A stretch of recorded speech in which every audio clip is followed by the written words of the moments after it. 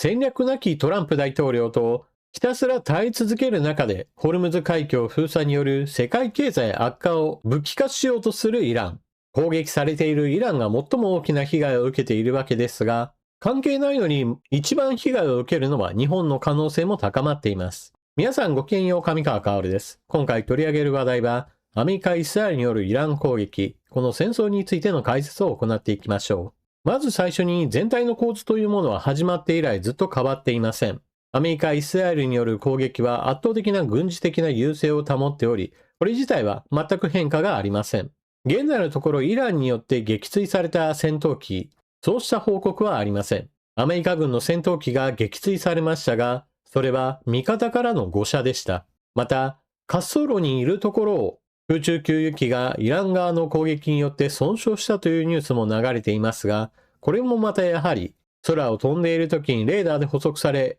攻撃を受けたわけではありません。戦いが始まって以来ずっと継続しているのは、アメリカ側は攻撃に関しては一方的に打撃を与え続けていることです。ただし、イラン側も全滅しているわけではありません。というのも、イラン側からの反撃数、弾道ミサイルと大型の突撃ドローン、初日における攻撃を最高潮としてそこからは右肩下がりになっています。減少率は現在のところ 92%。残り 8% 分ずっと継続的に反撃をすることができています。そしてこの残りの 8% がまさに世界経済に大きな打撃を与えています。それがホルムズ海峡がほとんど航行できない状況に陥っています。それによる原油高といったものが世界経済全体へと悪影響を与えているのです。そしてこの状況下で前回の動画においては、イランがどこの港から石油を輸出しているかについての解説を行いました。トランプ大統領は石油を輸出しているカーグ島に対する空爆を実施したと発表しています。なお前回の動画で私はアールク島というふうに紹介したのですが、日本の報道機関においてもこの島についての名称をどうするかについてはまだ統一はなされていないようで、カーグ島と表記しているところもあれば、アールク島と書いているところもあって、もう少し名称の統一には時間がかかるかもしれません。欧米系の報道機関を翻訳した記事と、日本の報道機関が書いている記事では、地名によってちょっと名称のズレといったものが発生しています。Google マップだとハールク島と書いてあるのに、記事ではカーグ島と書いてあるので、どう伝えてよいかちょっと私にも判断がついていないところですが、いくつかの記事を見ていくと、カーグ島と表記しているところが多いようなので、今後のことも考えて、カーグ島と呼んでいこうと思います。このカーグ島、イランの原油輸出の9割以上になっている島で、大型のタンカーが横付けするのに非常に適した海の深さがあります。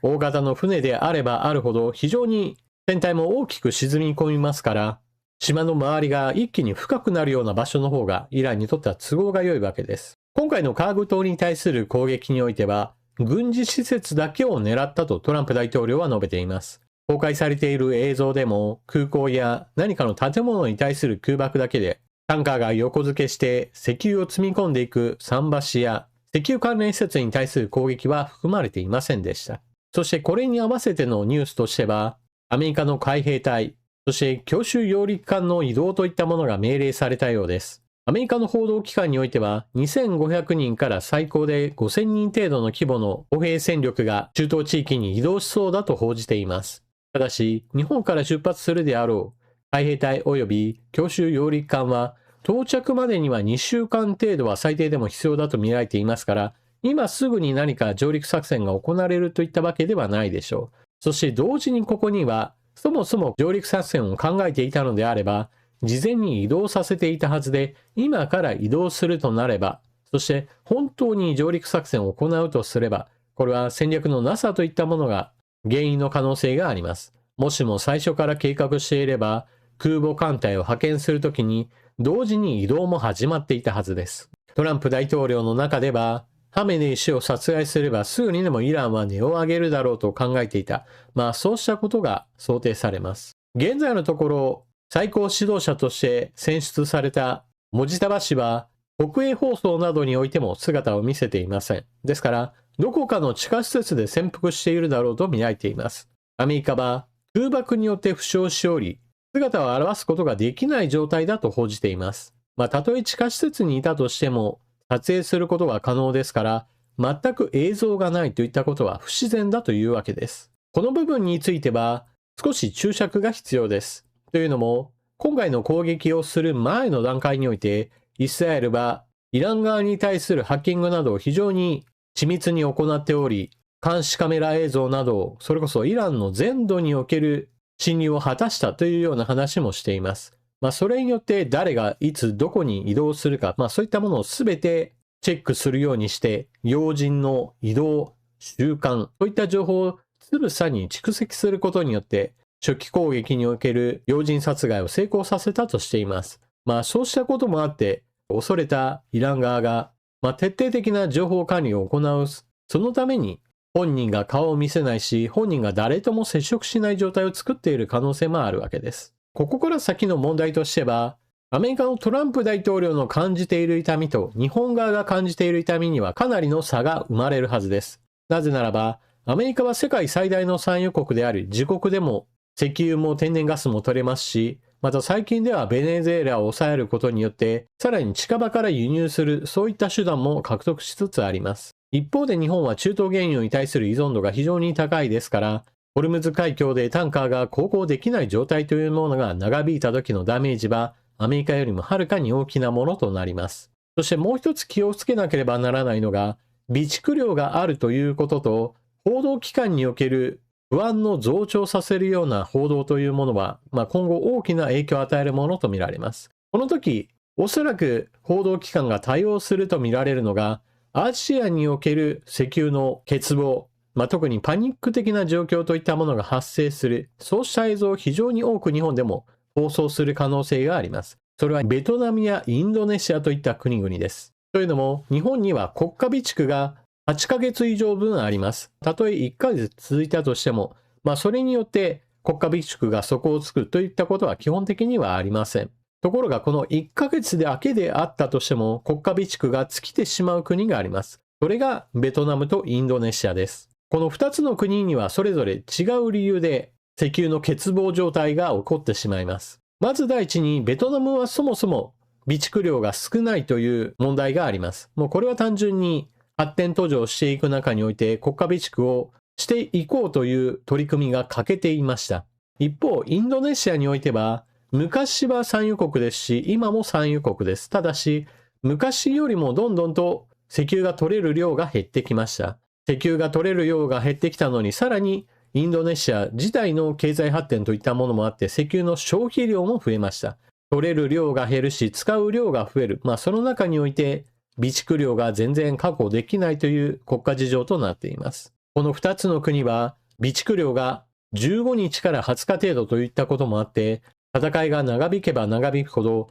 直接的に経済的にも打撃を受ける国です。どちらの国についていっても、国家備蓄を全部吐き出した上で、経済活動はある程度自粛するようなことが発生するかもしれません。そうした状況といったものはそれぞれの国でニュースとして報じられますから、ますます多くの人たちの中でガソリンを買いだめできるものであれば買いだめしようであったりとか、物流網に大きな影響が出るかもしれないとして、今のうちに物を買いだめしようみたいなパニックが起こる危険性があるわけです。おそらく日本の報道機関はそうしたものを映像として捉えてきて日本で流しまくって、いかにも日本でも同じようなことが起こりそうだみたいな話を煽ってくる危険性があります。この問題についての解説もいくつか出していますが、その中で一貫して私が言っているのは、石油がなくなるではなくて、値段の高騰こそ日本にとっては大きな問題です。報道機関はとかく極端な話を持ってきがちですから、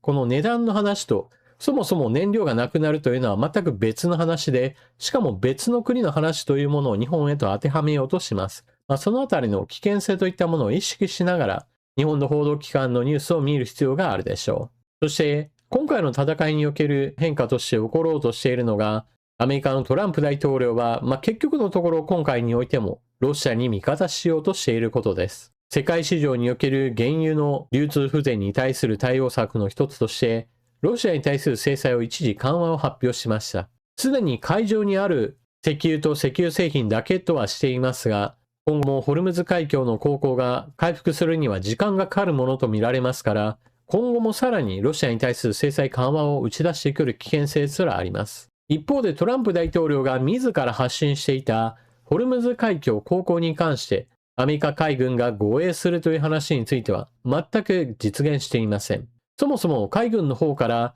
現状においてホルムズ海峡に展開することはイランからの攻撃を招く行為であり危険すぎるとして大統領の指令にはちょっと従えないというような方針を示しているそうです。これは素人が考えてもわかることで、現在アメリカやイスラエルが圧倒的に優勢で攻撃できるのは、それは遠距離攻撃かもしくはステルス戦闘機のようなイランに対抗技術がないものだからこその圧倒的な優勢です。海軍艦艇がホルムズ海峡にいれば、肉眼だって見えるかもしれませんし、双眼鏡でも当然見えるでしょう。そうした巨大な船に対する対艦ミサイルを撃ち込もうとする行為は、これまでのステルス戦闘機を狙うよりもはるかに難易度が下がります。こうした現状もあって、トランプ大統領はアメリカ国内では、イランの主要な軍事施設についてはもうほとんど壊し終わったんで、ある程度のところで戦争は早く終わるだろうみたいな話をしつつ、一方で、原油価格の上昇という問題に関しては、